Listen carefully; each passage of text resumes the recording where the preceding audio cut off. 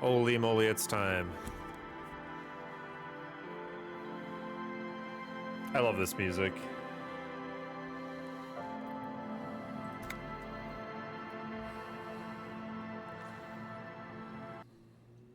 Music's great. Okay, so I think we all know what we're here to do. I have 3 skill points I can use. Okay, noted. Let's go inside the church. Wooden doors. The lock turns easily. Let's go. A great whoosh of air rushes into the dark innards of the church, as though rushing to fill a great vacuum in the heart of the city.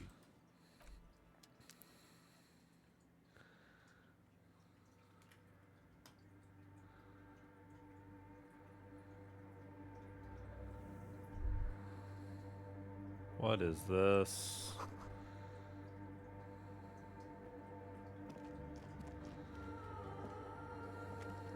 Okay, I will walk.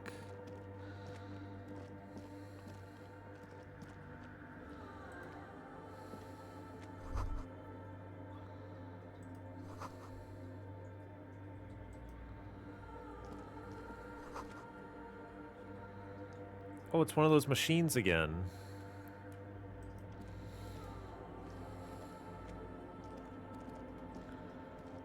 Oh, there's equipment up there.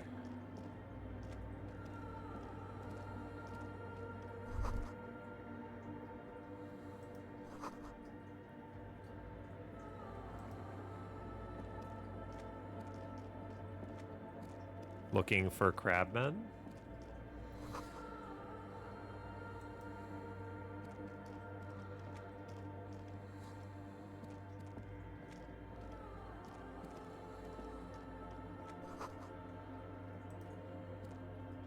Also noted, the church has been locked down for a while.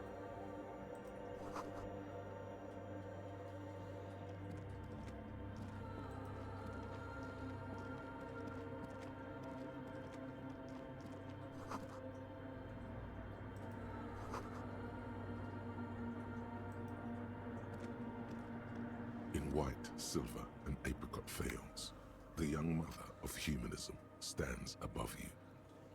A crack runs across her body. She is impossibly tall, oval-faced and sad. A dark and radiant majesty. This is her innocence, Dolores Day. Cradled in her arms are a pair of glowing lungs, clearly visible from underneath her flowing dress. Your knees touch the floor. The floorboards are hard and cold. There you kneel among the snowdrifts, diffuse light falling on your hands from beyond the glass. The world is silent, but for the creaks and cracks of the massive wooden structure behind you. It covers you from the wind outside. I love the touch that they darken the world when I click that. The ocean feels distant, its ebb and flow blocked off by the centuries-old pinewood sarcophagus around you. The woman looks down at you kneeling. She towers among her followers, architects, laymen, courtiers. There is a sad smile on her lips and a glint in her green-blue eye of what? Compassion? Remorse? She acknowledges the passing of someone who is still alive.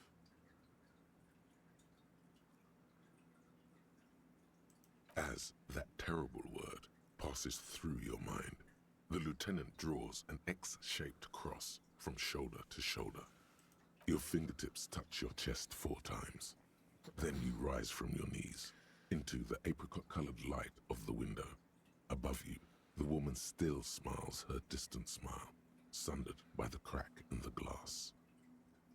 The old woman in the village was right. This must be the Dolorian Church of Humanity in Martinez, or the small Pinewood Church in some records. It's a minor landmark, not easy to find. Most maps misplace it. It was built not long after Ravachol's founding, 300 or so years ago, by first-generation settlers. On the coast of an uninhabited archipelago where only animals had roamed before, in the wild reeds. There used to be 7 stave churches on the coast. Les Sept Sœurs, they call them, the 7 sisters. Only one remains. The rest were burnt in the revolution or used for building materials. We should be respectful here, although the building appears to be deserted. I do not believe we'll find anything connected to the lynching here. Something else, perhaps? Respectful? Is the lieutenant a follower of DeLoreanism? Well, it appears from his behavior that he might be. Yes, we all are. Her name, body, and rule are synonymous with humanism. The laws we enforce are DeLorean in origin.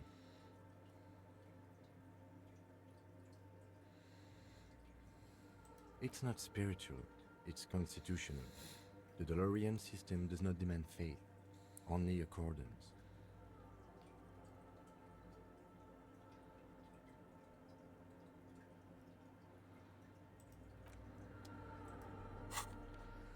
All right. We have a visual calculus. We have a couple visual calculus things.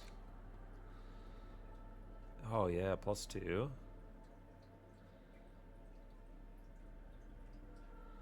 We have anything for encyclopedia?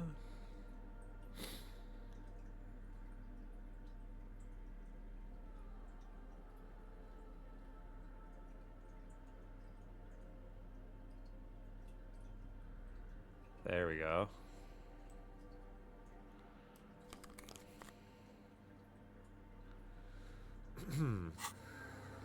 The mother of humanism stands above you, a precious and complex wax painting. All right, on let's a go for the single pane of encyclopedia glass. check A first. crack runs across the length of her body, her face oval and sad. Despite the damage you've done to yourself, the title appears lodged in your hippocampus. This is her innocence, Dolores Day. The innocence of humanism, internationalism, and the welfare state. Perhaps the most famous human being ever to have lived. No amount of Commodore Red can wipe her sad smile from your brain thing. It has survived the deluge and haunts you still, and will haunt you forever, as it haunts all men.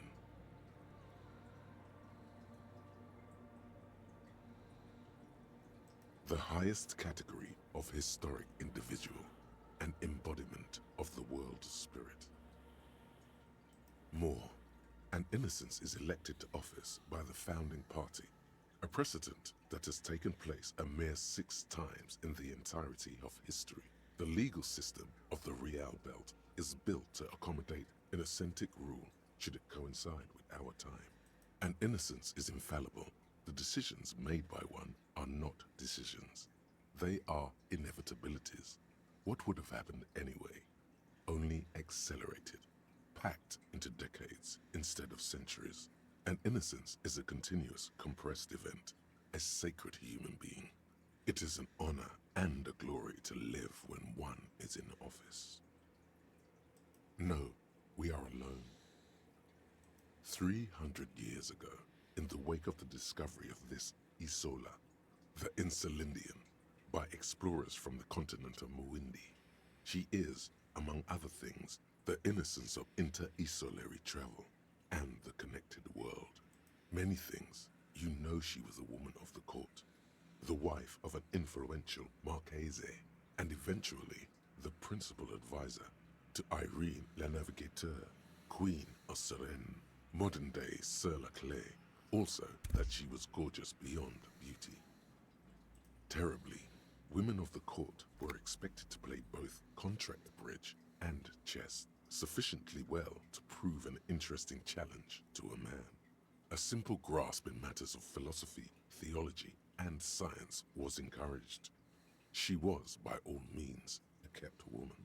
She made the most of her position in the ante-DeLorean court, a court visited by the most prominent thinkers and artists of the day. In secret, she was becoming the era's preeminent philosopher of the state. A scalpel, a piercing gaze. She was an almost preternaturally magnetic and intelligent individual. To her contemporaries, she appeared out of time, a messenger from the future of the species. We all fell in love with her, head over heels. Even before she was declared an innocence, her influence was tremendous. It was on her advice that Irene la Navigateur sponsored a number of voyages into the Pale. A costly, often tragic endeavor, ultimately vindicated by the discovery of the new world. The piece of reality you're standing on. She was crowned 2 years after the first expedition returned, setting in motion what is widely considered the greatest era in history, the DeLorean era.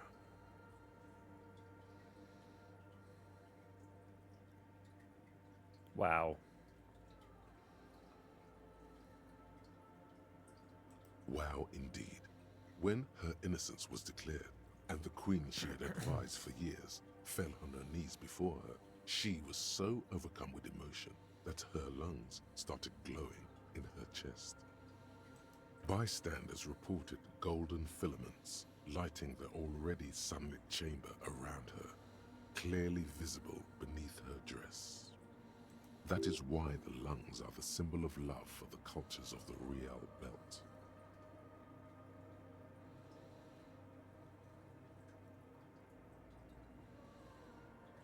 Terrifying is a term too emotionally charged for your semantic memory, or what remains of it. But although she's often considered to be the greatest human being to ever live, there was something ominous about Dolores Day, constantly surrounded by her Therias. She was the most socially secluded and least self-aware of all the innocences. Some modern thinkers would consider her a war criminal for the campaigns she waged against the Mesk state. And then there were the resettlement programs. The Mesk state tried to detach itself from innocentic rule. Parts of the world were experiencing whiplash from accelerating into secularism. Her mandatory education programs and mass resettlement of upstream Marguerite were problematic as well. Dissenters were suppressed by a military force she called the Army of Humanity, suggesting those who fight against it are not part of humanity. She adored chess, yes, but also military war games. Dolores Day often holds a tiny tin soldier between her index finger and thumb in icons such as this. She was also blonde, the blondest woman you have ever seen, with green eyes the color of the Pacific, mare interregnum.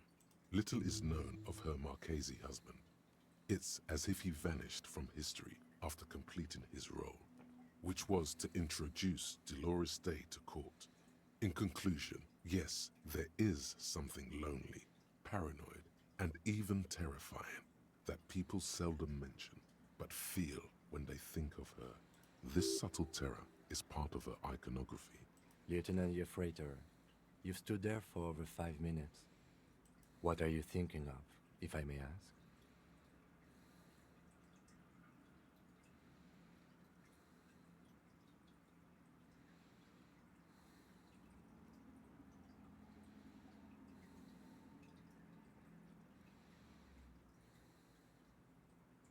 Okay. It's just that you've been looking at that window for quite long now. And it's cold in here. This church, the coast in general, we shouldn't linger here.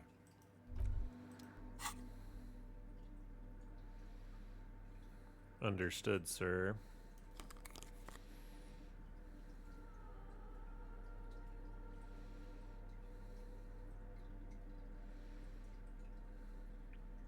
And I mean, he's right. The mother of humanism stands above you, a precious and complex wax painting on a single pane of glass. A jigsaw of broken shards falls into place in front of you, a ghostly reconstruction of the stained glass window. Before it was shattered, there was an older woman beneath the younger one, and a text, a light motif below them both. The escutcheon on her throne says, Irene the Navigator. She is depicted as an older woman wearing thick-brimmed eyeglasses, holding a golden Reichsapfel in one hand and a scepter in the other. This is the queen her innocence day advised. Above, she herself is whole. Small figures of wise men, common men, worshippers walk up the stairs to stand at her feet. Secret servicemen, Therias, stand in a row guarding her. It must have taken years to produce this work in all its dizzying detail. Below both women, in luminous black letters, après la vie, mort. Après la mort, la vie de nouveau. And then along the left side, après le monde, la gré. Après le gré, le monde de nouveau. After life, death. After death, life again. After the world, the pale. After the pale, the world again. This is the great leitmotif of humanism, a summary of the effect of the discovery of this isola, the Insulindian, on human thinking. A tremendous sea change akin to finding life after death. Unknown. A motor carriage, a gunshot, someone falling into it, or maybe just hooligans looking for something to break. Death, life again. After the world, the pale. After the pale, the world again. This exaltation is common in DeLorean sacralism.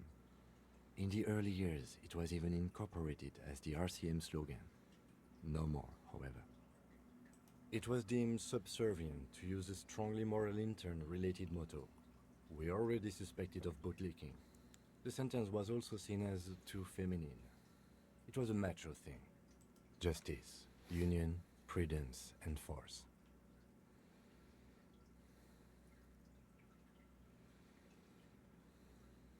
Ice cool. Ice cool. The mother of humanism towers above you. A wax painting on a cracked pane of glass. All right. Nothing has changed in her expression. Hey, her Innocence Dolores Day liked little figurines, right? Liked holding little men between her fingers, remember? What the? Okay. You have the headless Fallen Rider figurine. You should give it to her. Win her back. I do.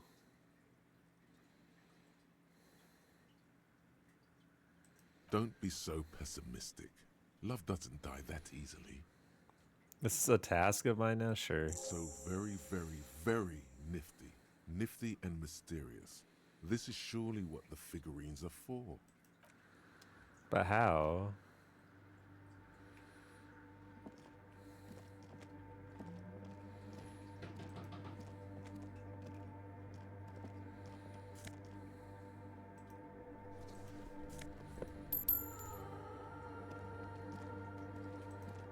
All right, let's interact with this. A machine stands in the corner, watched over by the figures on the stained glass window.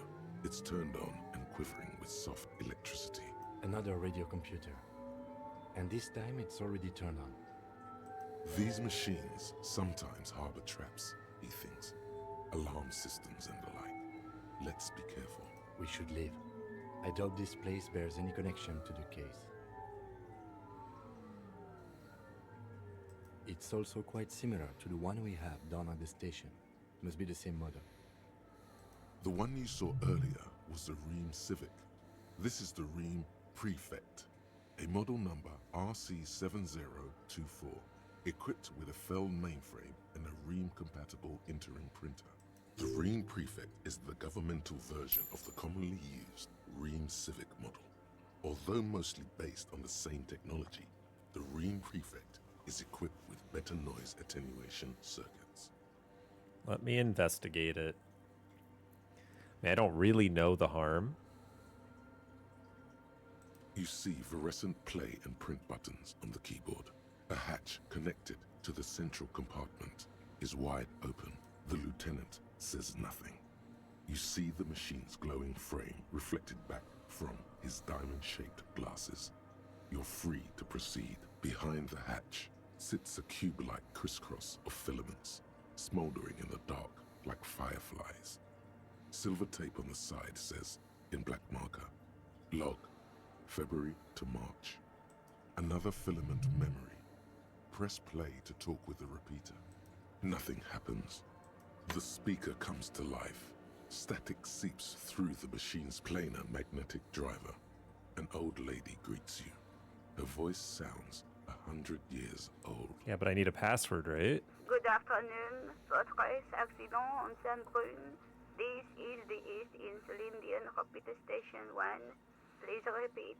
Is this the personal log? It's the same old woman you spoke with through the radio computer in the doomed commercial area.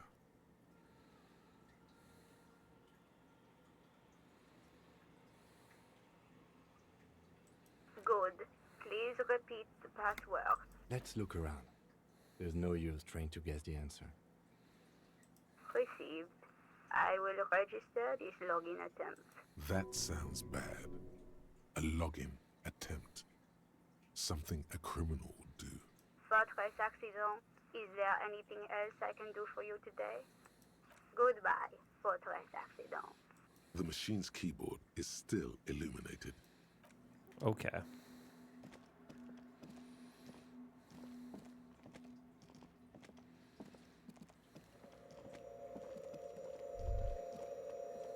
The silence in this part of the church, it's almost palpable. All the shifting matter and shuffling of living things is gone. Nothing seems to exist beyond the church anymore. Maybe if you were to stand in just the right spot, even your footsteps would be completely silent. And then it's gone. Almost all of it. But for the faintest of hums, you can hardly hear your own breathing. Your voice is barely audible. Not a howl, but the softest of whimpers. It's unnerving. You produce a few muffled thumps, after which the silence feels even more total, somehow. The lieutenant points to his ears and shakes his head. Then he leans closer. Can you hear anything?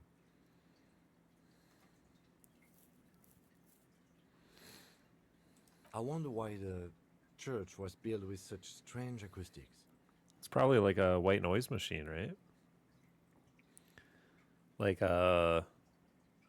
it's actually like really loud buzzing, but it makes you feel like you can't hear anything.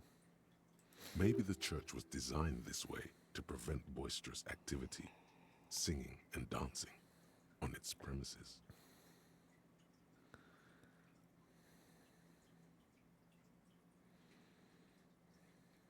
The lieutenant doesn't reply, but you can sense him tense up next to you. The orderly rows of ceiling panels become barely visible, then disappear completely in the darkness of the tower overhead.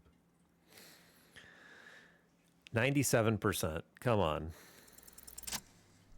This is quite literally my like best skill.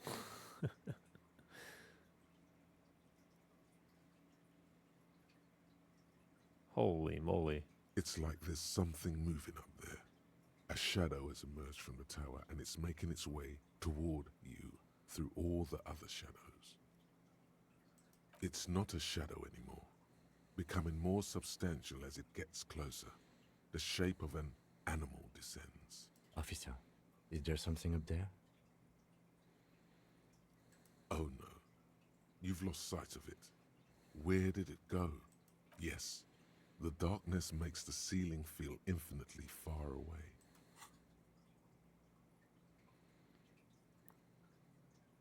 You see something hanging from the rafters, looking straight at you with dark eyes. Maybe it's possible to talk to it.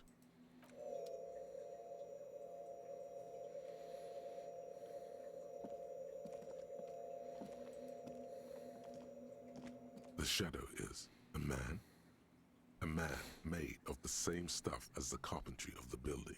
He is studying you intently. What does that mean? Made is the same stuff. The crab man. The crab man, okay. The man leaned forward a little, fixing you with a steady, unreadable gaze, then speaks. Habitual alcohol use has made you into a scared little pussy, Holmes. But don't worry, everything's gonna be all right. You come to the right place. That accent is Villalobos, a peninsula in Mesk and a district in Jamrock. There's a sizable contingent of Villalobos-speaking Mesks in Rivershore. I'm here to receive the mother's love. You can too, Holmes. And when you ready, she would take your hand and lift you out of that despair at the bottom of that bottle. I don't know what I was expecting a shadowy figure to sound like in this church, but it wasn't this for sure. This man is obviously a habitual narcotics user. Do we really need to question him? Now, hang on, Kim. Jumping to conclusions I'm here. put off by this religious stuff, he thinks. And maybe the ceiling climbing, too. It's all very hard to square with the lieutenant's own view of reality. Hey, and what was that about the bottle again? You haven't even drank that much lately.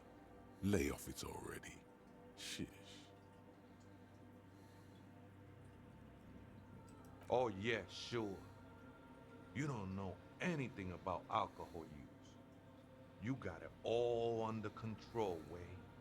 I could smell the control all the way over here.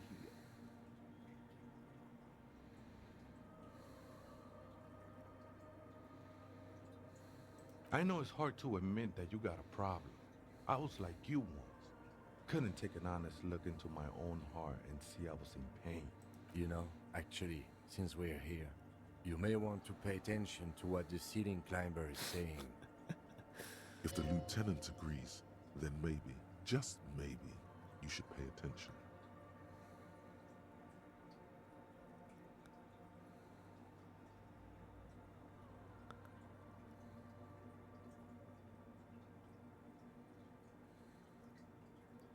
Don't trust me. Trust the mother. I'm only the messenger, Holmes. This is the Church of the Mother of Silence. You are welcome here. You have no idea what the fuck he's talking about. Is he just trying to throw you off your game? Whatever it is, he's quite confident about it. Just look how gracefully he sways. 'Tis not an act, my liege.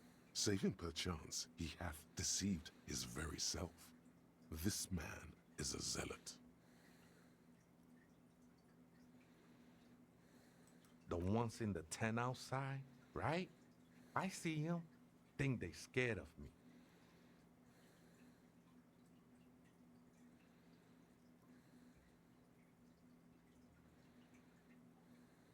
Nah, man. They look pretty funny. And I don't harm no one anymore. Though he used to, a long time ago.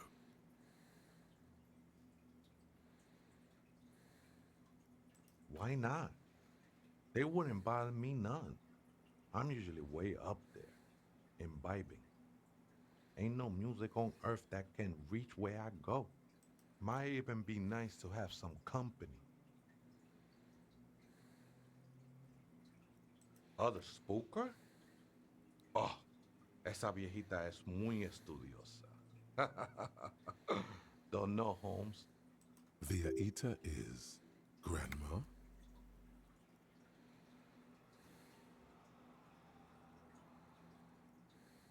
No. I just call her viejita because of her clothes. She's actually quite young. Or maybe not that young. Age is just one of the many masks we wear. That's what I said, Holmes. Don't really follow her comings and goings. Just see her typing on her computer now and then. We got different interests. I'm afraid not, Essay. You just have to wait until she comes back, Or search through her radio computer. Too many times, Essay. You need it for something. Surveys are a good way to fish for personal information, especially in the name of public safety.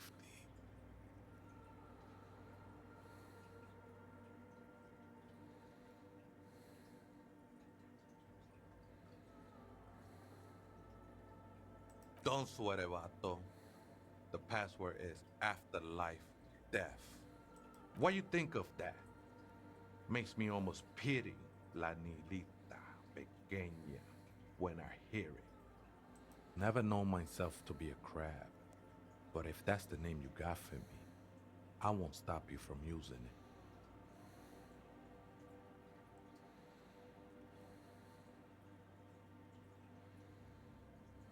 I always thought of myself more like a flame, flickering along the rafters and beams. It may be that I gotta work on my technique. I was in a gangway, but my memories of that time are fading.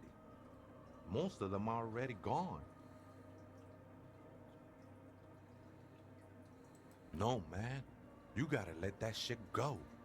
Then the mother's light touch will fill you with rapture. Oh my. I just, in my mind, I just see the word rapture and I just replace it with Larry. Do you remember your name, sir? The lieutenant is not particularly interested in this information. He's just trying to assert some control over the conversation.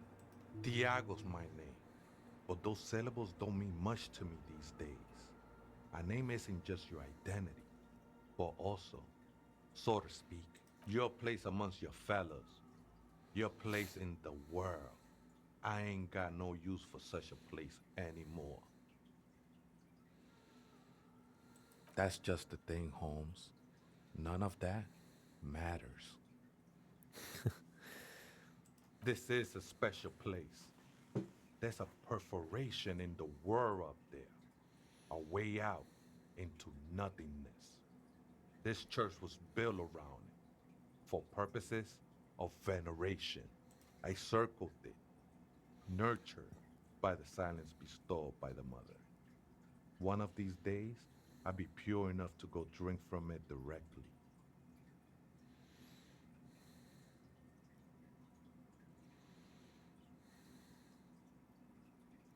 I think they were. A long time ago.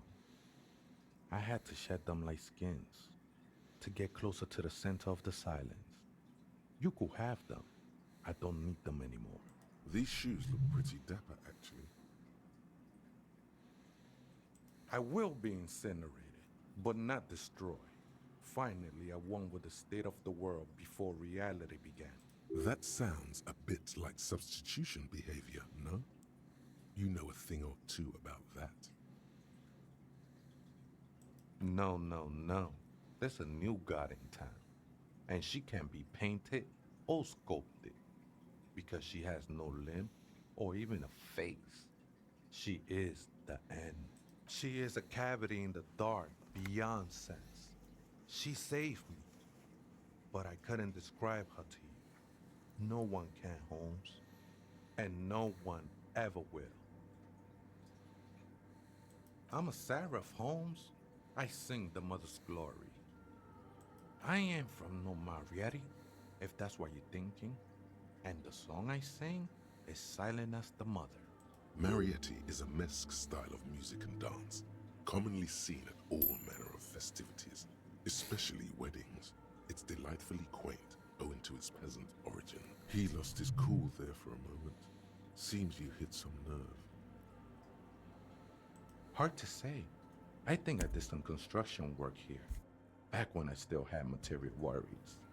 Up there, I realized what the true purpose of the church was. Been spending a lot of time here ever since. The past is nothing to me now, way. It didn't belong to me. It's not like that at all, man. It's just faith and joyful service. Too gleeful, those words. He is lying. Not to you, to his very own self. I heard that before, Way, and I know I can't convince you on the spot. But think, when's the last time you woke up from silent communion with a hangover, regretting what you did last night? She took you for a good spin, huh? Don't worry, bro. That love is but a drop compared to the ocean of the mother's love. The mother will eat all of you and never spit you out. No worries, man. I know this shit takes time. The sinewy figure lingers on the wooden beams, blending into the shadows. Police raid a while back. Did you witness it? Not really, or at least I don't remember much of it anymore. The mother's love has done its job. That's what's so great about the mother. It lets you forget about everything. I think we're done here, Essay. That was an interesting conversation. However, I'm still not sure how it's relevant to our investigation. What Oh, right, we're investigating stuff. Keep forgetting.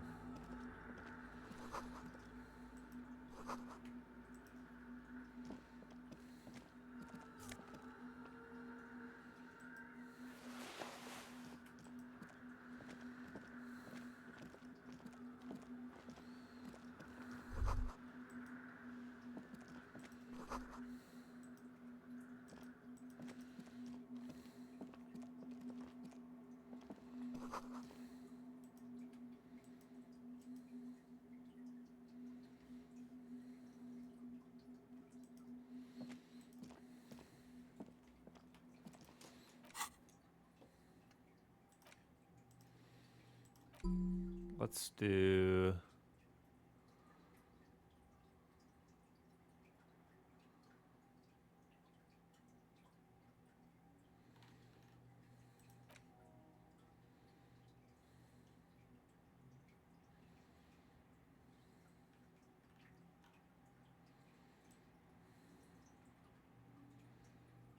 All right.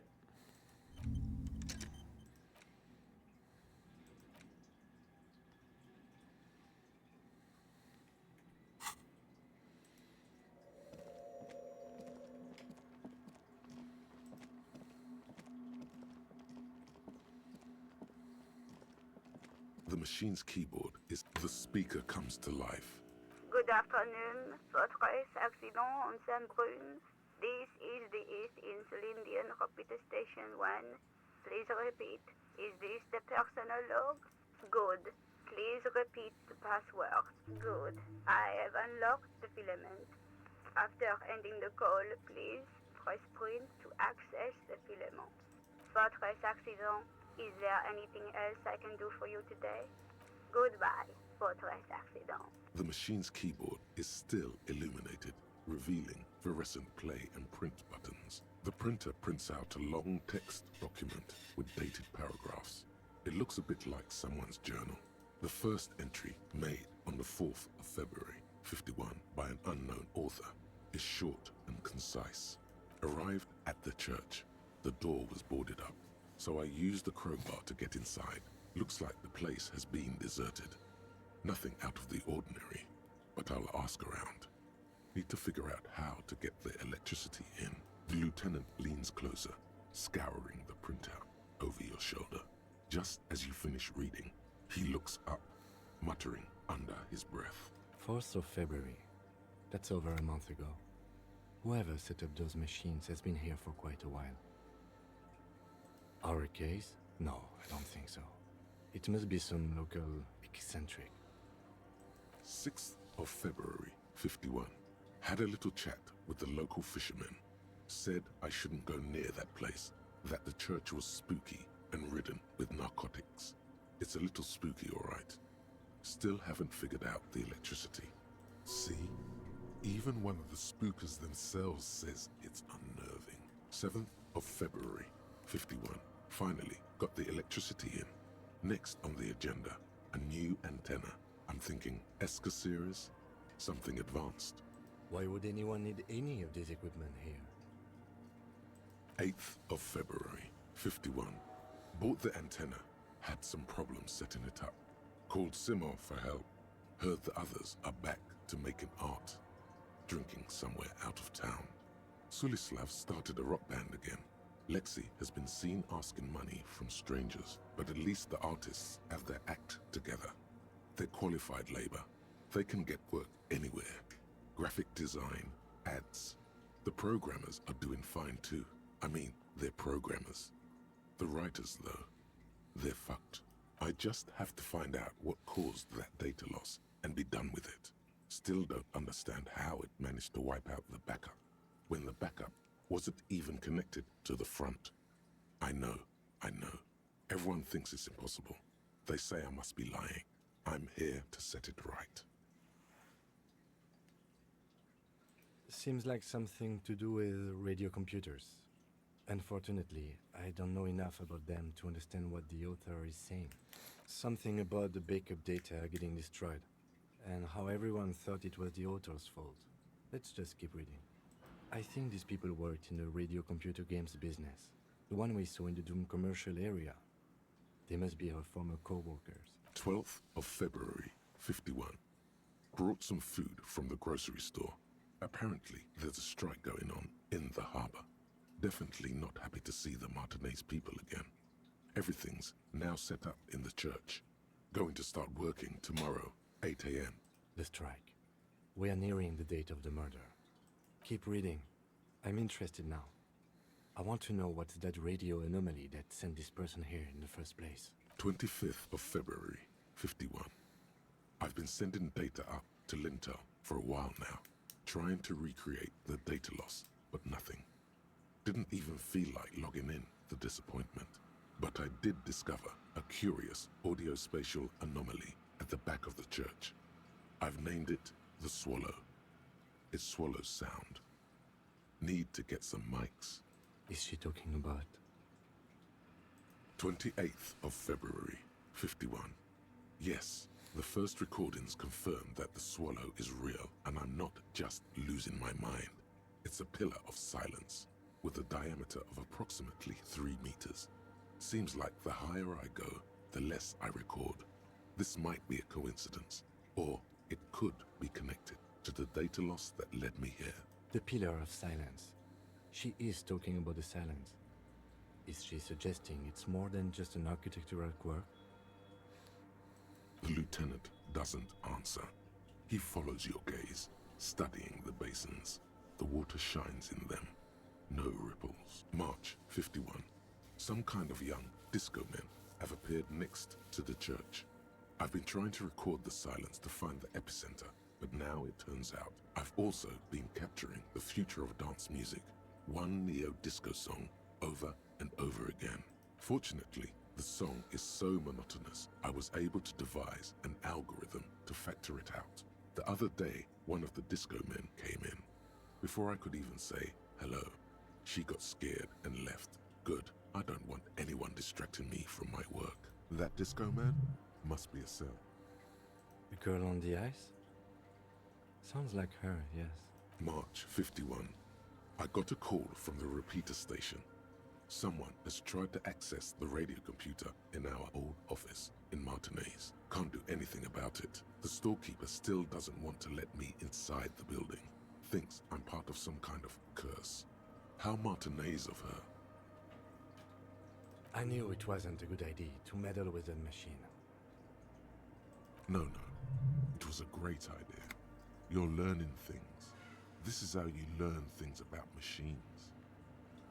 March 51. A new 2-meter aux cable. Noodles. Crackers. Ping energy drinks. Water. Toothpaste. Gum. Also some canned air. Your reading is interrupted by the sound of the church door opening. A strange woman makes straight for the radio computer.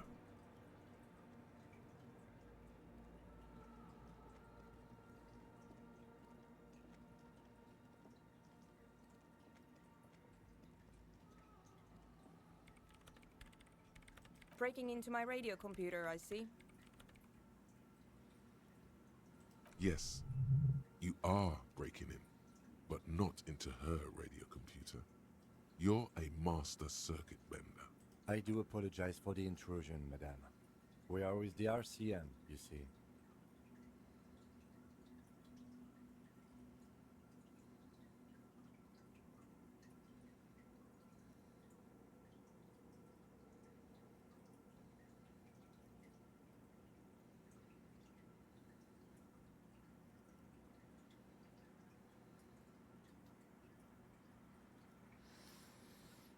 You know, all these answers seem awful. Well, you won't find any music venue organizers here. It's just me and my computer, and it has been this way for weeks. Now please give me some room. I need 2 seconds to see that you haven't destroyed anything. We should talk to her after she has rebooted the machine.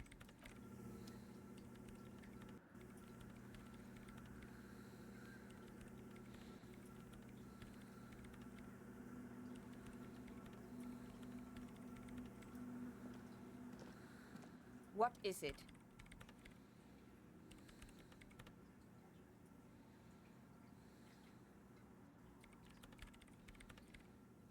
No, you just printed out my personal log and wasted some paper. Yes. Or no. Not anymore. That project is dead. She doesn't seem surprised to be recognized. Rather sad. Something passes over her face before she straightens her back. I am Soona Luukkanen-Kilde, the former lead programmer of Fortress Accident and RSA radios. I have over 16 years of programming experience, and I'm proficient in both Vox and Orbis languages. If you're not here to hire me, I don't really know how I can help you.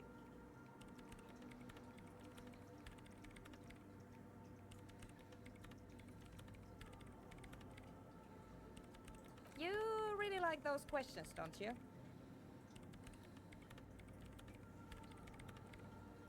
I'm conducting scientific research here. You can't throw me out. I'm looking for the location of a 2mm hole in the world. She's looking for a disruption in the radio waves. That's what her personal log said. The lieutenant raises his brows, but doesn't say anything. Exactly. What does it mean?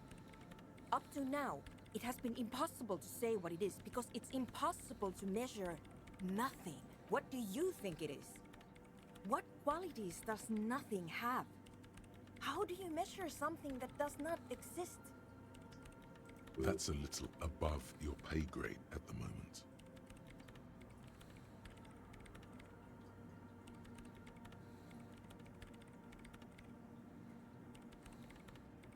You measure it by its surroundings, by that which does exist, which is what I've been trying to do.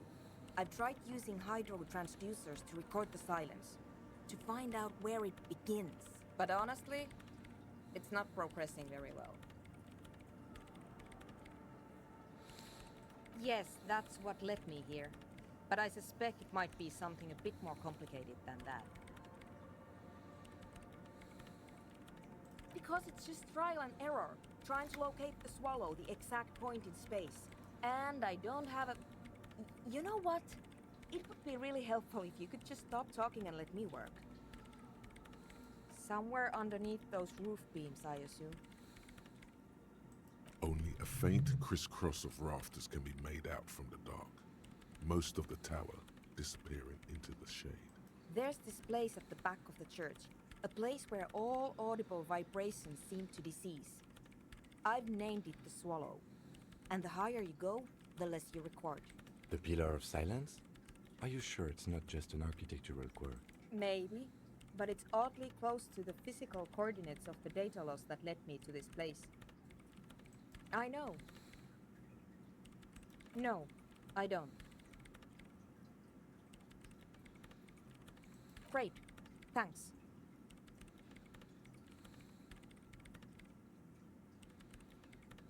No. Yes. No, you're right. I'm not. I brought them here. These are my machines. Please don't touch anything. I'm working. The machine seems almost alien with its pulsing core. The light casting her face in a strange shadow. Could you just shh for a moment? Or get to the point. I really need to focus on something. It's not just rudeness. It really is hard to concentrate on whatever she needs to do. And you're not helping. They are connected to my RAIN prefect. Whatever you do, just please don't move them, okay? Thanks. Short and terse. There you have it. Whatever she's using them for, they're hers. Great. What? I hate it. I bet she hasn't even heard it.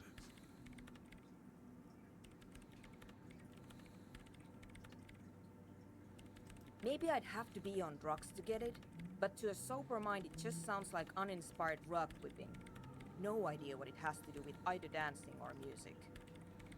This is about those speed freaks in the tent, isn't it? I've got some news for you. It's not a nightclub they want to build here. Take a guess, why don't you?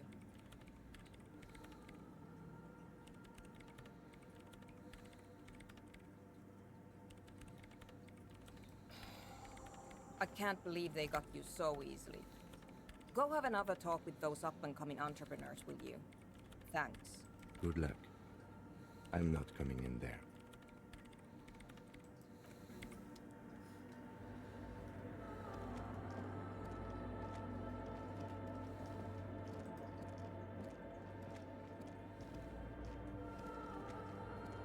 Okay. Noted.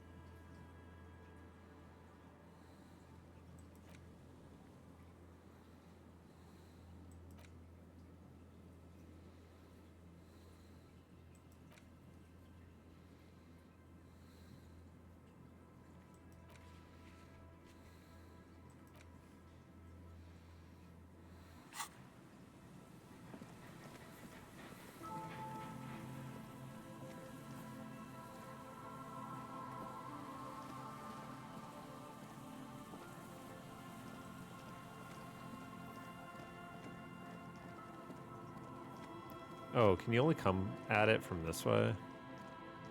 Shoot.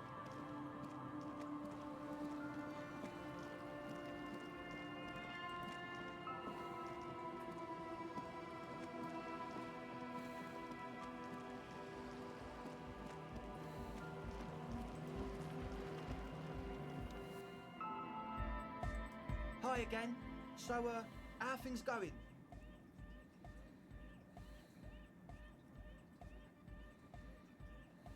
And?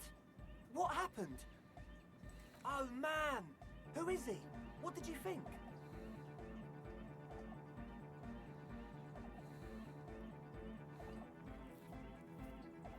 Really? Interesting. What's he doing in the church? No matter. Is he gonna be a problem? Yeah, Noid is right. Let's get back to the point. What are we gonna do about him? These guys will never catch him. You will never catch him. There's nothing to do.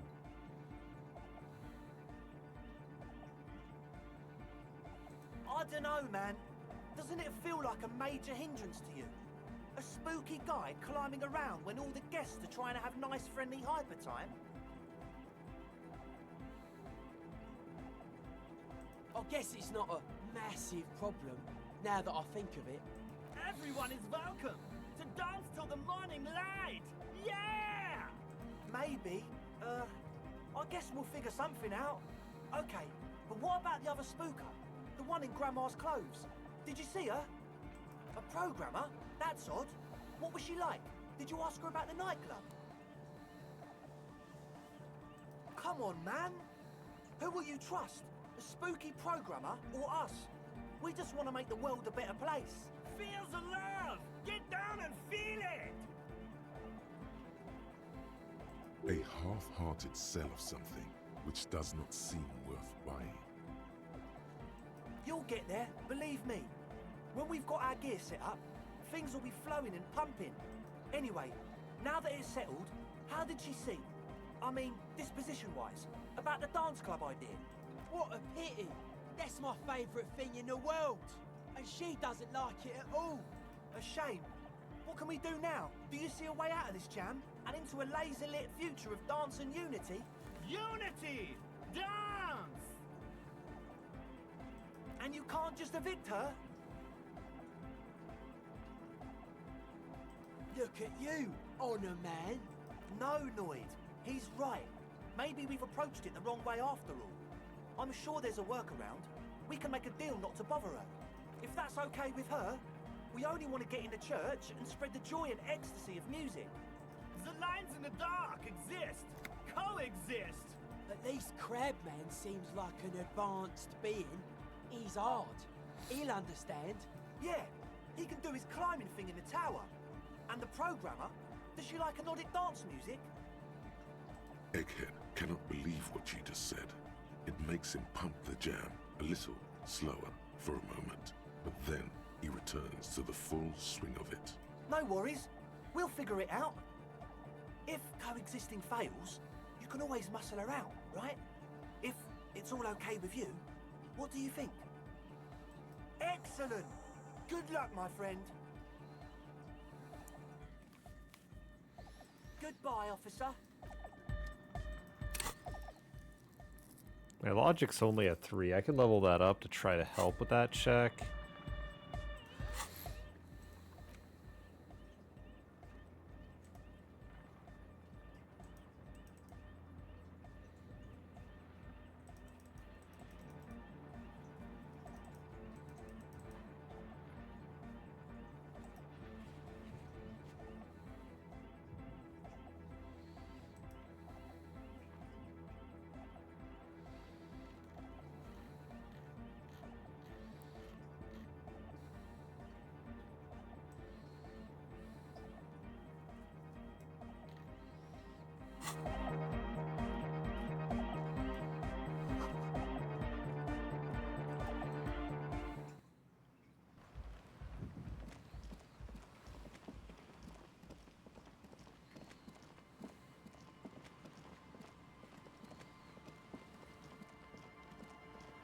Man, it's almost 6 p.m. in this day. I got other stuff to do.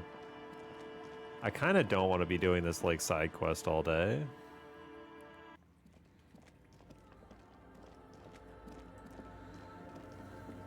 Yes, what is it?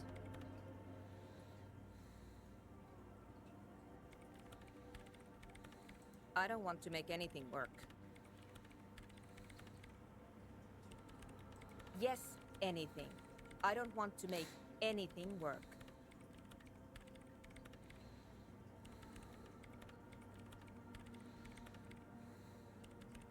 My suggestion is 0. That's pretty low.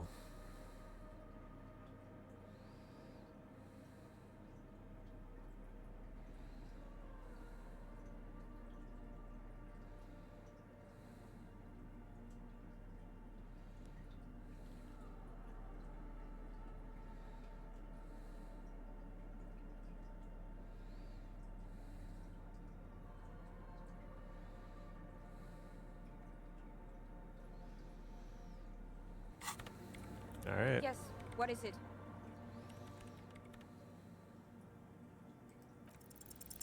Easy. When her research is done, she can move out. What? No, I don't really need any help with the project.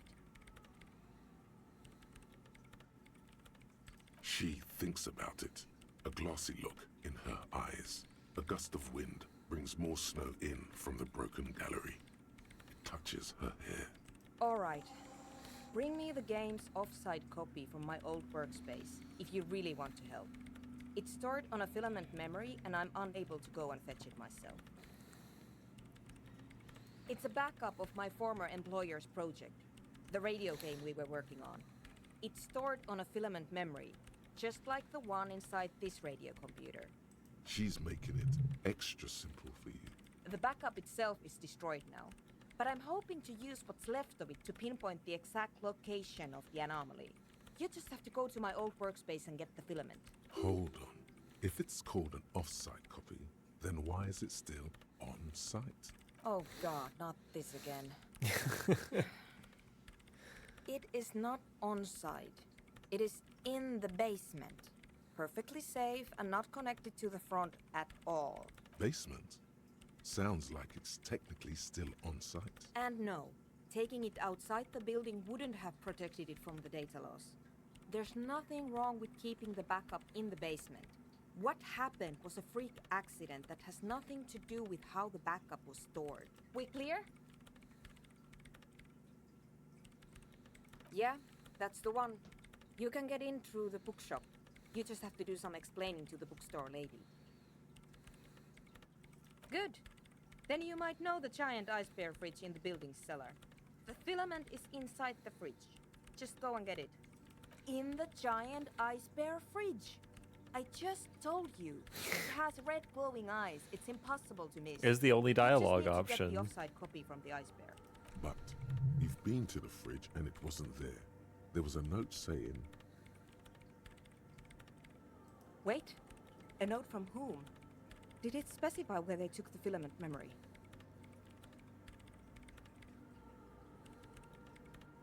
Zawiza. Of course.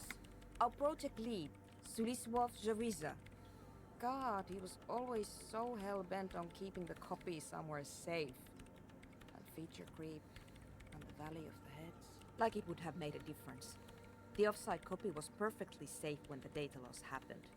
That data loss was anomalous. And the heads... I won't even get into the heads. Millions of them. Go find that copy from that ice cream maker, will you? Thanks. Valley of 1,000 Heads. You like the sound of that. Wait, what? Whose dead body? I'm picking all the most unhinged stuff. You know, we don't actually have to tell the entire world about the fridge. Whose body is it? And what is it doing in the fridge? You put it there? You put a dead body inside the ice bear fridge. Okay. Very cool. Thanks for keeping me in the loop. We would appreciate it if you kept this knowledge to yourself, miss.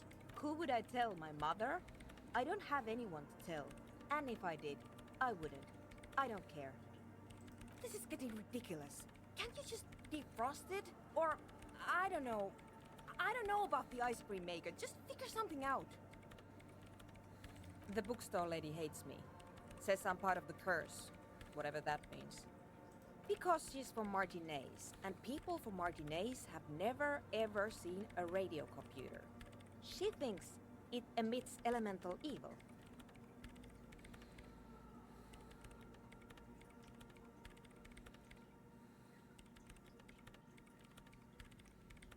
Yes, but she literally started praying for the higher powers when she first saw my Reim Civic. I'm not making this up. The lieutenant coughs like he's amused. Once I came in one morning, only to find that my terminal was full of those strange trinkets and amulets. Wards. It looked like some Semenine magic. No, that's the production schedule you stole and accessed without authorization. I don't need it. In his defense, it was simply lying in the desk drawer of an abandoned cubicle. Okay, but still. Thanks. And here's my Qualsund multi-tool. You might need it to hack loose some ice. It opens everything. If you get me the offside copy, then you can keep the Qualsund. See, when I mentioned I couldn't get the ice maker open, I was hoping she'd give it to me The then. legendary Kvalsund multi-tool. That's perfect. Okay, great.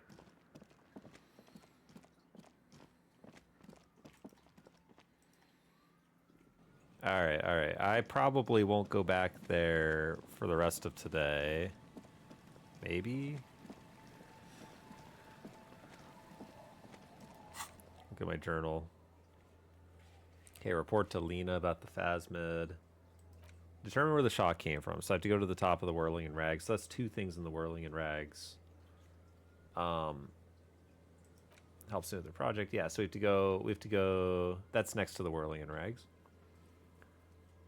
That's a lot for today.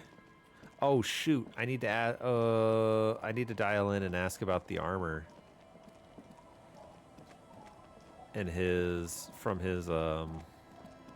car.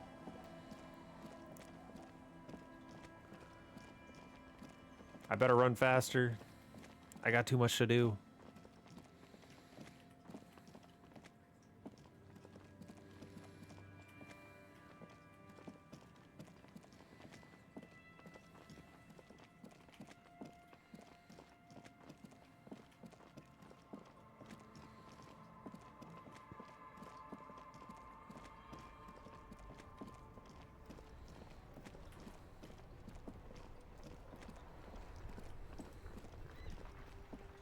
Inside, you see a set of steering levers, a radio microphone. This is Precinct 57. How may I assist you? Yes. It took some convincing, but I got the mercenary's name and a few biographical details. Are you ready? The lieutenant leans in to listen, notebook in hand. That suit of armor was issued to an Oranese citizen named Ellis Cortenaer. That's Ellis Kortenaer.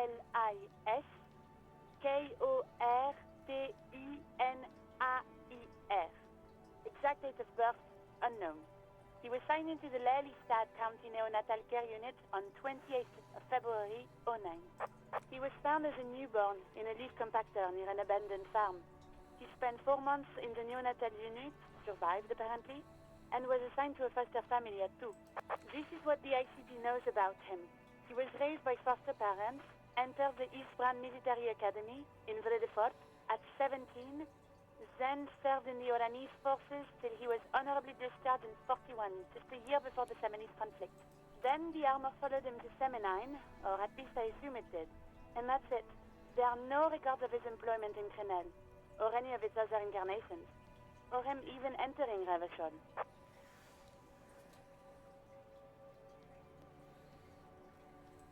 None, officer. Sorry. It's a garden tool used to press leaves into these cubes. It's a detail the hospital had, the only detail in these files. So I thought it would be good for you to know. It is. Thank you, Alice. Even that is a small miracle.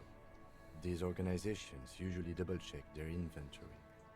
Thank you, Alice. Great work. No problem, Lieutenant. A compliment from Lieutenant Kitsuragi. Not bad. A name. This is very good. Ellis Cortenaer.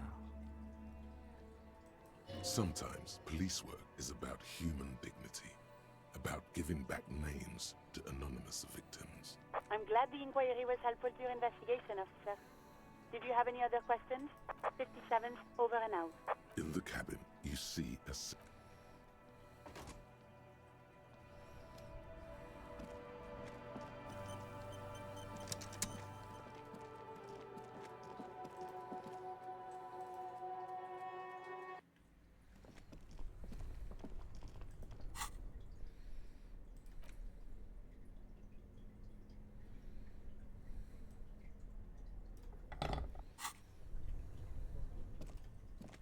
This orange machine is dead still.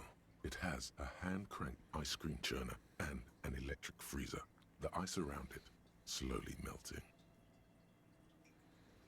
17%, dude. Okay, hang on a second.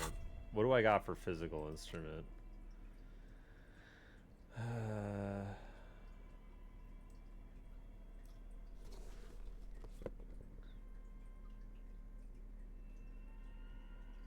What clothing will give me a better grip?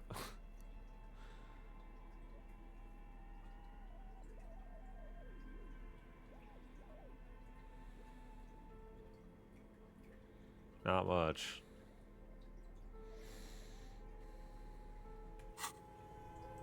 This orange machine is dead still. It has a hand-cranked ice cream churner and an electric freezer. The ice around it slowly melting. Let's give it a try. Ice squeaks beneath your Kavalzun multi-tool, but your fingers slip away from the tool. The lid shutters tightly as before, and it's already unplugged. There's not much else to do other than wait for it to defrost or bulk up and get stronger. We've already leveled this one up twice. Oh no.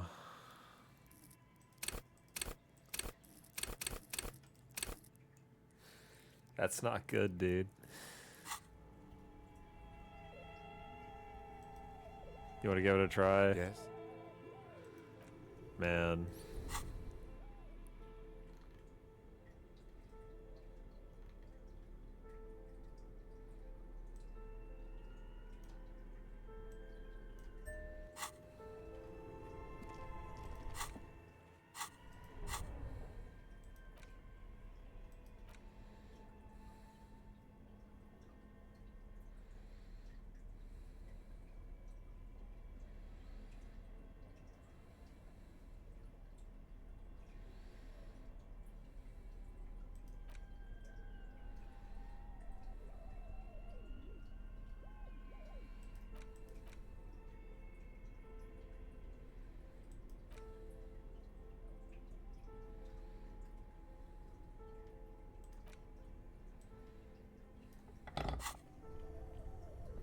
Well, not really much else to do there. It's not a red check, but I don't know how I can possibly do anything with it now.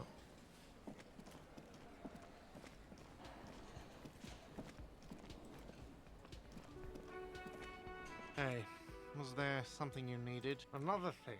Great. Yes? Hello, dear. It's good to see a familiar face. Thank you for doing that, dear. Morel still isn't feeling well. I convinced him to stay at Gary's to get some rest. I'm afraid the cold has really gotten to him.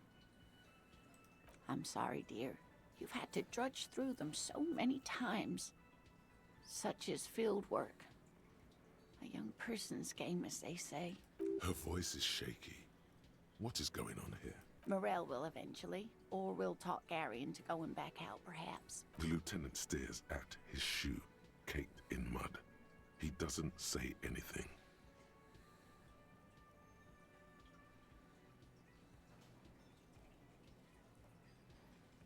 That really is too much, sweetie. Thank you for your dedication, but I can see you're coming down with a cough yourself. Very strange. Why is she not letting you do this? It's like she's given up. Different? How? I'm in doubt, sweetie. That's all. Everyone is now and then. It's a strange feeling.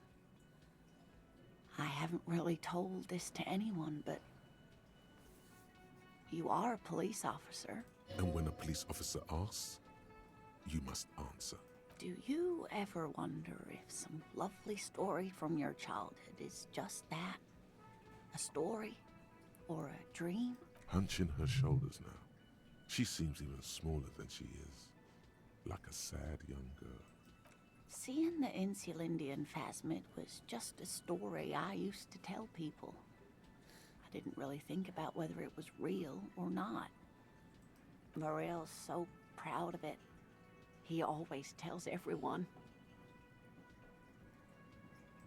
No, sweetie. There's more to it than that. Morel was so eager to believe my story was evidence of the phasmid's existence that I'm some queen of the cryptozoologists. That. And for years, his belief made me believe too.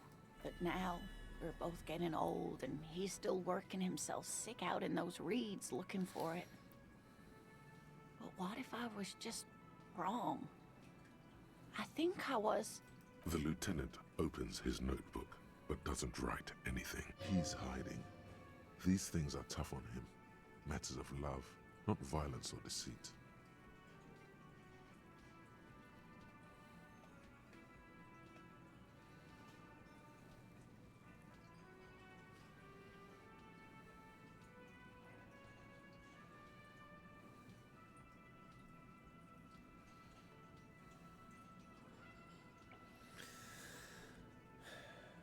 All right, let's give it a shot. But it has, hasn't it? A seed can only bear what's inside. The seed of love is black and oily. It has a taste you're quite familiar with. You might be right, Detective. I was a paraplegic before we met. He didn't know before I came in on our first date. If I weren't the queen of the cryptozoologists, if I didn't tell him that story. She has to swallow to relax her throat. It's keeping her from talking.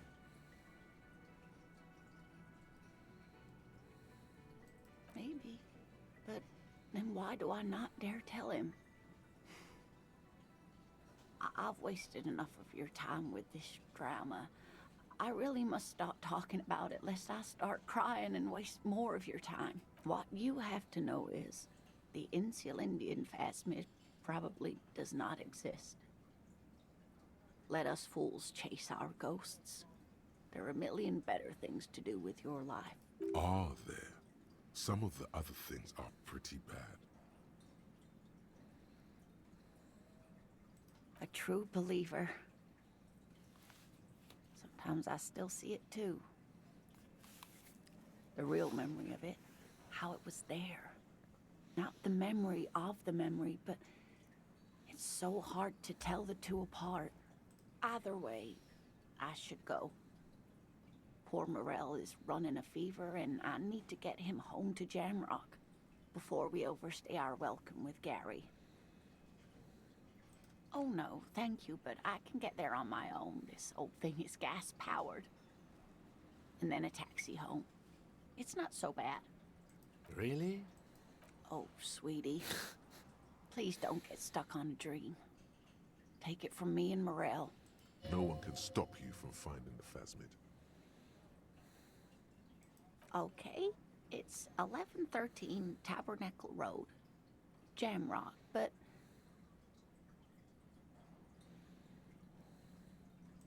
You too, sweetie. Thank you for everything, truly.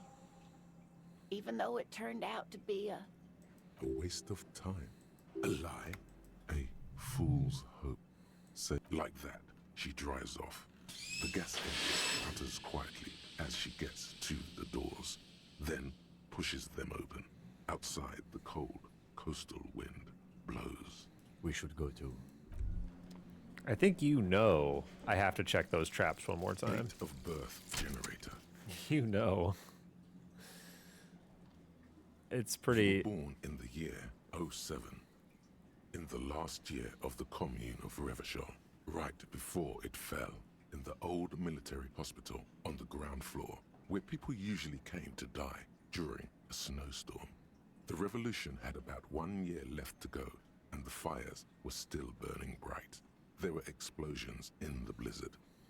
This was 44 years ago. You are 44 years old. The bloating might never leave your face, but beneath it, you still have some years. You still have some hope.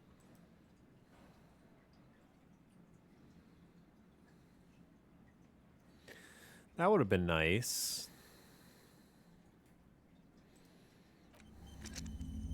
to have.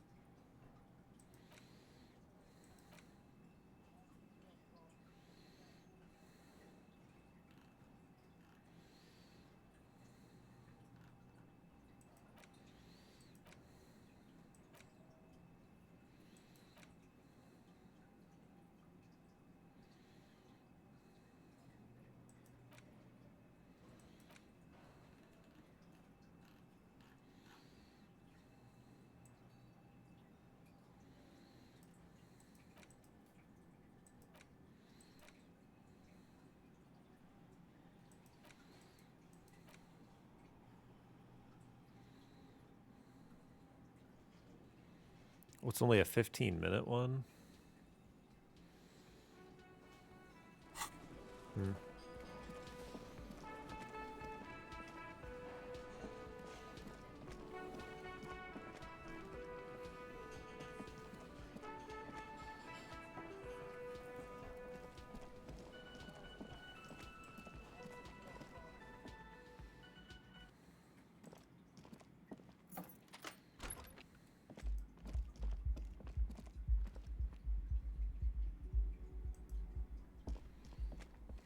The same two neon-lit shapes, a man and a woman. A ray of backward motion explodes from the man's mouth, through the window to the roof outside, widening into a radius, A prime. According to your map of the district, this shot could have come from a wide angle of locations, starting with the northern edge of the abandoned boardwalk, ending with an islet in the bay. Let's call them B prime. B prime for boardwalk, B double prime for Land's End, and B triple prime for the islet detective. There may be smaller points in between, but those are too fine to zoom in on. 700 meters away, The likeliest of these B positions, 20% chance. A skilled sniper could have made the shot, provided he had a safe sniper's nest. Even with the light on inside, we're talking military training. At that distance, the perpetrator would have had to take wind direction into account. For sure.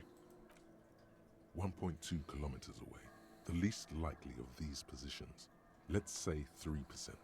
A truly skilled sniper could have done it, possibly from a tent. No, too far-fetched. 1 kilometer away, a point beyond the docks, on an islet in the bay. The fort is ruined, but the perpetrator may have found a stable spot on the beaches surrounding it, where the concrete crumbles into the sea, as you saw in the coin-operated view. The shot would have been a small miracle, 5% likelihood. There is an extremely narrow field of view from the bay to the window, between Rue de Saint-Ghislain 10 and 33A. The angle would have been extreme, and access to the islets is questionable. From where, precisely? I see you have given this a lot of thought. Are those the locations you've singled out in addition to the roof? And what is the likelihood, in your opinion, that it came from a further distance? Okay, well, we should see if there is gunshot residue or sniper nests if we go down the coast. Rule these spots out one by one. It would be the diligent thing to do. Until then, personally, I'm going with the roof version. A simple hypothesis can be wrong, but it's something to build on.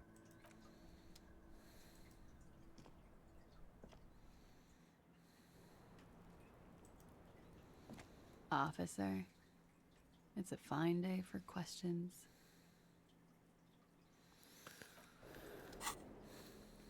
Drama, huh?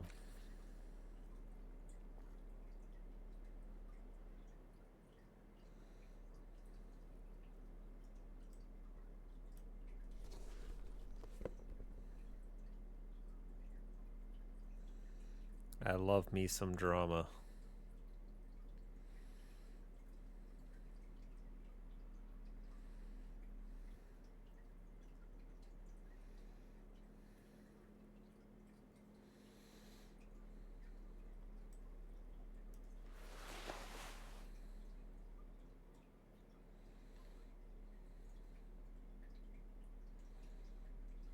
-1 drama, oh shoot. I was just thinking, what a nice day for questions pertaining to a murder investigation. Who? What? Dear God, you've been lied to. She could have killed her lover and lied to everyone. She's not candid at all. She's smoke and mirrors and will-o'-wisps. She probably didn't give you her real name either. Why would she? Arrest her immediately, before she further entangles you in her web of lies.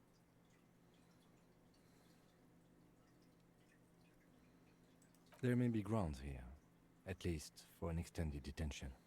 A little whimper. The young woman hears you. She's looking around.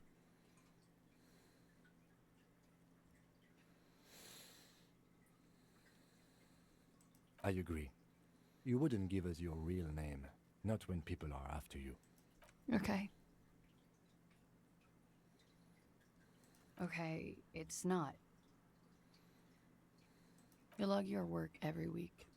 It's all transmitted to Common, sir. I couldn't just beg you not to enter my name. So I lied. Like I lied before. Like I did at LCSB. I have to lie all the time. I'm so tired of it.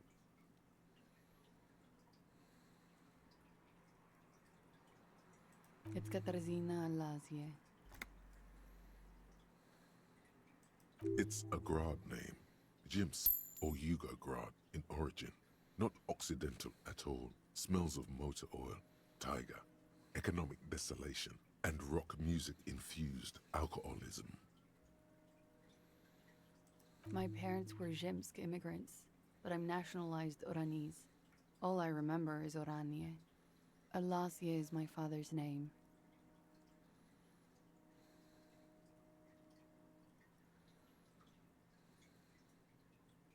She nods. Her round eyes meet yours. They seem moist from the wind on the roof. No. It's submerged in a plastic buoy on the coast, in the reeds. It just doesn't say Clausia Amandu. It says Anouk Mea Smith. Falsified documents? Passport and visa. Given to me by my employer. I can't even use them. My employer probably leaked the name, Mea Smith, to hurt me. Why would they do that? I didn't show up to a rendezvous. They don't take that lightly. I didn't show up because I was afraid they'd do something to me. The job was finished. I'm just a liability now. She fears an arrest right here and now. This has been an awful turn of events for her. West of the boardwalk, in the reeds, on the coast there. I put it there when I first arrived. Haven't been there since. I'm not sure I could even find it now. It's useless. The lieutenant makes a note of it. You're welcome to it. It's in the reeds northwest of here, past a broken sewage pipe. Right, I am. They can never take my sash and my scepter from me. Yes, they can, for lying. She nods, her back straight, ready for whatever is next. I did. What is this? I called your desk or whatever it is. The numbers are all over town. Call 8-100-2 for emergencies. There was an older woman on the other end. It sounded like she was smoking. She took my complaint. She coughed. That is the emergency's desk number. Anyone could know that, sire, by looking around and calling the desk. I don't believe a single word she says. What time did you make the call? Thursday night. It was late, sometime after 12. It checks out. She stands before you, holding her back very straight. But I haven't done anything. Anything illegal. Failure to aid a police investigation. She purposefully misrepresented information crucial to the case. Fucking mind games. Enough. That's right, gang. Stern and merciless now. Stern and merciless as we reel her in. It would actually be so hypocritically hilarious to answer this because I've been wasting so much time doing things not critical to the investigation. This one's kind of true.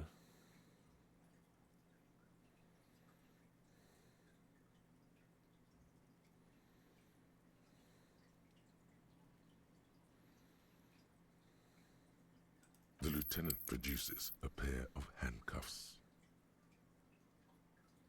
Please no. But there's nowhere to go.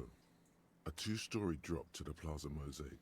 If she could, she would have run before. Fragile, unshielded. Her voice is thin and tired. I think I know who did it. Who shot Lely. I can tell you. I can help you.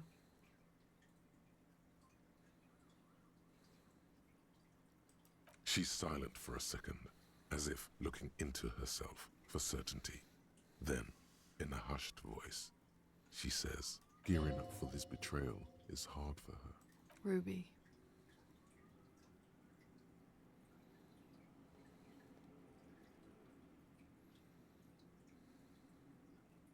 She has this thing for me ever since I met her and the boys downstairs. She's been pretty frank about what she wants. What she's saying is sex. And more. I made the mistake of confiding in her. I told her I was on the run. She started protecting me. It became an unhealthy relationship. When I started spending time with Lely, she told me to end it. Said there would be shit if I didn't. It was not a good meeting. We stopped talking after that, but... I don't understand. What exactly in your relationship made you think she is romantically interested in you? She said she's in love with me. She even asked me to run away with her when I told her I'm a fugitive. She started developing notions about our relationship. And you led her on? A little. I was flattered, you know? But then I had to let her off, and it was not easy. I came to regret being friendly with her. We maybe kissed, nothing more. This is just an assumption. I know what it sounds like. That's why I didn't want to tell you before. But she knew what had happened when I came downstairs. Somehow, she knew Lely was dead. She wasn't surprised at all. When we came up here, she was calm as a stone, too. She cleaned it all up like she had a plan. That is a little strange. People don't usually keep things together under stress like that. She could have had access to the roof. You've noticed that door there, right? Maybe it leads downstairs. Yeah, I had the same thought. And there's doors downstairs that, well, who knows where they lead, right? But not even Gart knows how to gain access to them. Why would Ruby know? She could have come to the roof through that, then taken the shot right here, where I stand. It was dark outside. I wouldn't have seen her. Then slipped back downstairs without anyone noticing. That is possible. Interesting theory. Did she know that door exists? Had you been out there with her? Yes, of course. She's been up here many times, jacking private stations off the ring antenna. She used to come here to drink on the roof with me, before it got weird. She came over one night, drunk, said she'd turn my life into a living hell. I've been threatened before, so I can tell when someone knows how to do it. And she's a pro. She must be, to keep the Hardys in line. I tried severing ties with her after that. I thought it had worked, but... Some of that fear is still with her. She exhales sharply. What are you talking about? She's afraid you'll arrest her. Okay, and what? Arrest the liar now. Why? She told us some pretty interesting things there. Don't arrest her. Push her a bit more, but then let her off. That Ruby theory was solid. And she's beautiful. She's stuck here. She's already in prison. Look around. She's only trying to help you.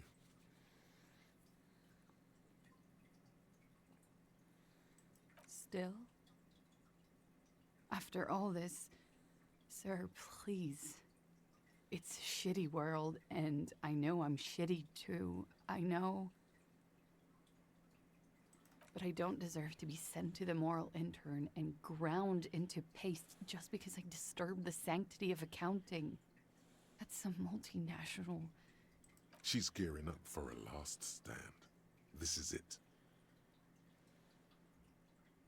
You have those station calls, right? Where I have to show up at the station or I'll become a fugitive. You can write me one. You don't have to take me in right now. I promise I won't go out anymore at night. I'll be right here. I know you can do that.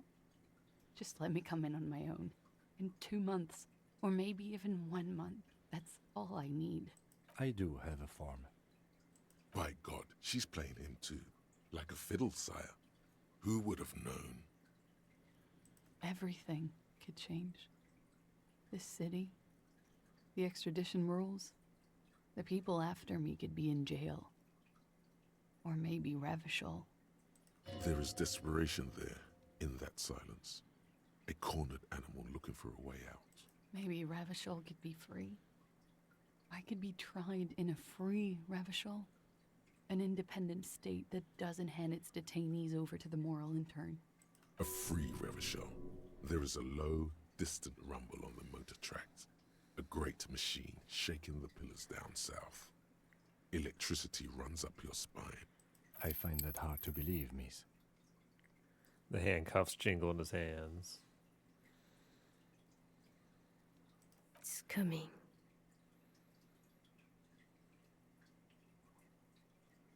Don't. The world can change. It has changed before. That's not the answer she was hoping for.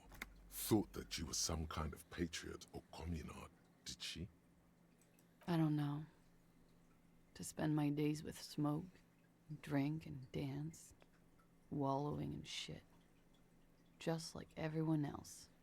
She looks at you in silence, her face filled with fear, lips parted. Wait. If you arrest her, Kim will have to transport her. You'd be without your partner for the rest of the day. Shut up. He's making a decision, and it's his to make.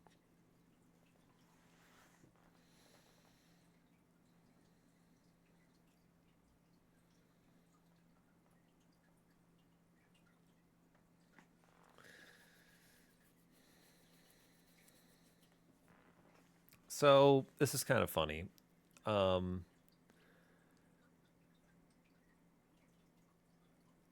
I don't actually know the laws of this game. I'm thinking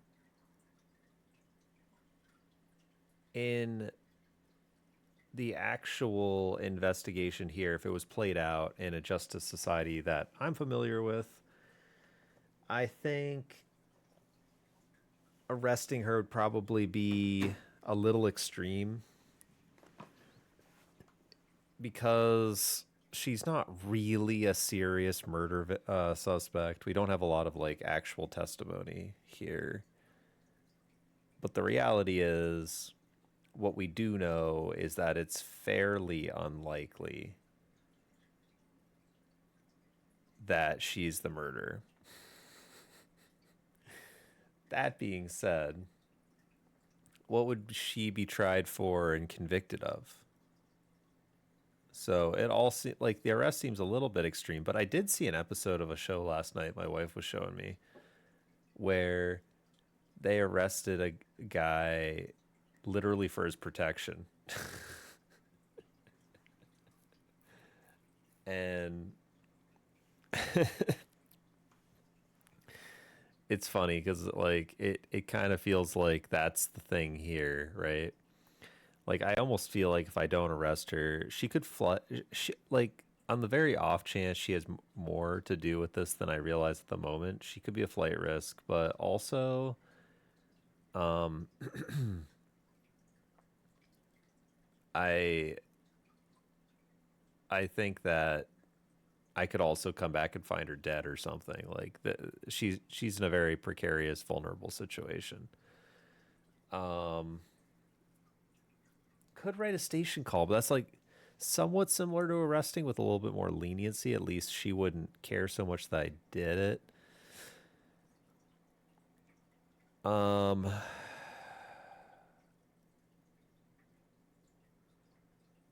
and it does seem like she's been cornered and made her play for like why she shouldn't be arrested.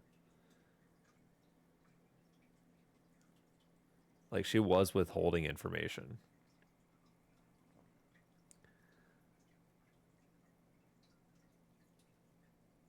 But gosh.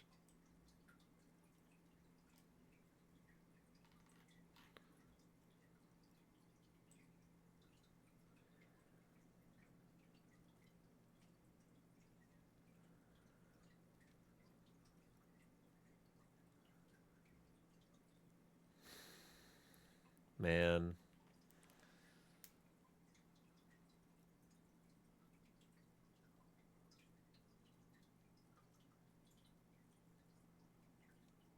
This is such a silly decision to make because I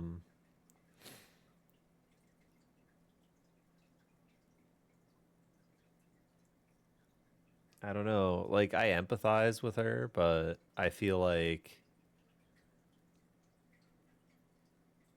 at the same time there is some justification for arresting her.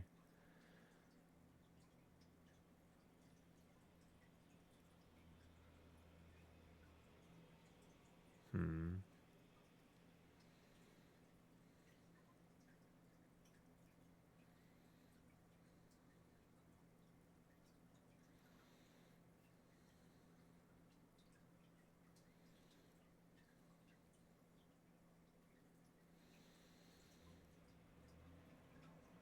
Hmm.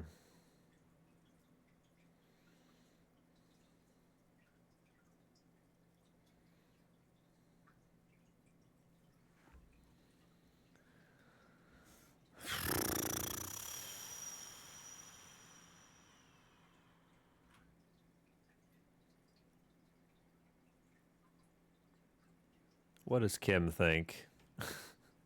It kind of sounds like Kim wants to arrest her. His contributions to this conversation have been in that direction. I do trust Kim.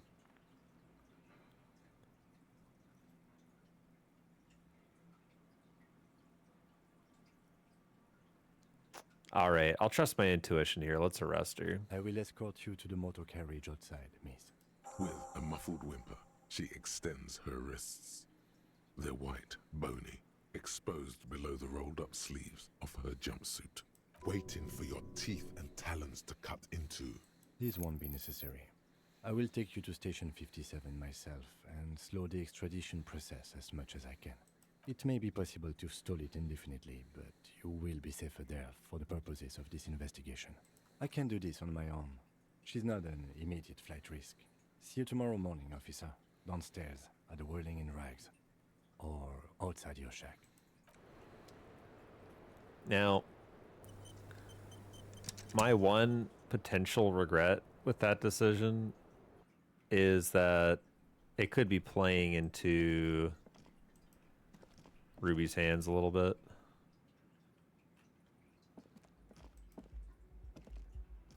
Well, probably not.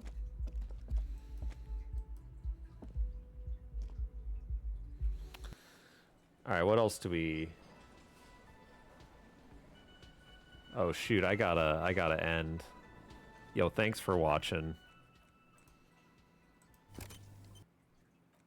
I'll see y'all in the next one. Goodbye.